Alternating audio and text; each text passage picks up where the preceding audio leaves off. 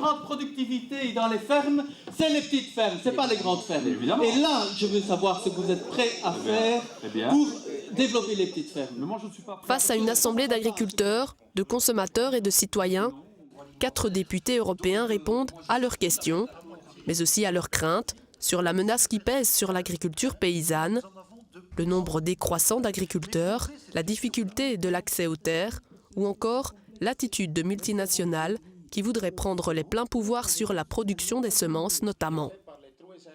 Les citoyens sont venus. Les questions ont été intéressantes. C'est un symbole d'une démocratie en Gaume. Dans une conférence débat comme ça, les orateurs parlent. Mais le plus important, c'est d'écouter ce que les gens ont à nous dire. L'air que l'on respire est devenu tellement pollué qu'il est source de maladies. Et qu'une des premières raisons de cette pollution, c'est la production de la nourriture. Face aux craintes sanitaires et environnementales, les réponses des eurodéputés restent vagues ou guère optimistes. Pour le député écologiste Philippe Lambert, le changement est possible, mais la politique européenne continue de favoriser l'agriculture chimique et les grandes exploitations, plutôt que les petits propriétaires. Le lobbying des multinationales influence également les politiques agricoles de la Commission européenne. Et ce modèle, comme le disait un des intervenants ce soir, mange l'agriculture traditionnelle, mange l'agriculture paysanne. Et donc cette réforme de la politique agricole commune va dans le mauvais sens.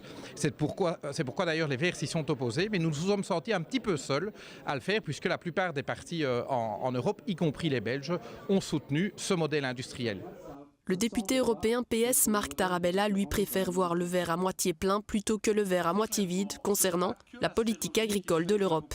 Mais il y a des avancées qui vont aider l'agriculture familiale, telles que la redistribution des aides avec la surprime aux premiers hectares, vont aider notamment les fermes d'élevage, où il y a des bêtes, que ce soit pour le lait ou pour la viande, avec des aides qui vont venir, je dirais, des grandes cultures céréalières plus productives. C'est vrai, il y a eu des avancées toutes petites en matière de meilleur équilibrage des aides, mais ça ne change pas fondamentalement le moteur qui fait disparaître l'agriculture paysanne, qui va continuer à disparaître, même avec des mini-réformes comme on vient de voir, parce que la réforme elle est jusqu'en 2020. Il y avait encore 300 000 agriculteurs en Belgique.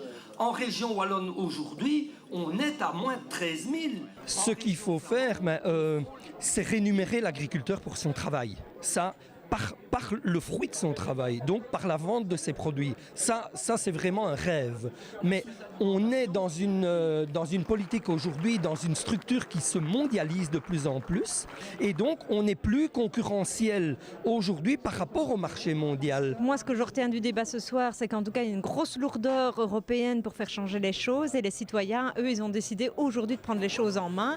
Et en très peu de temps, en 1 an, 2 ans, il y a énormément d'initiatives qui sont mises en place pour soutenir les agriculteurs. Comme la multiplication des circuits courts dans notre province, avec la création de nombreuses épiceries ou encore de marchés fermiers.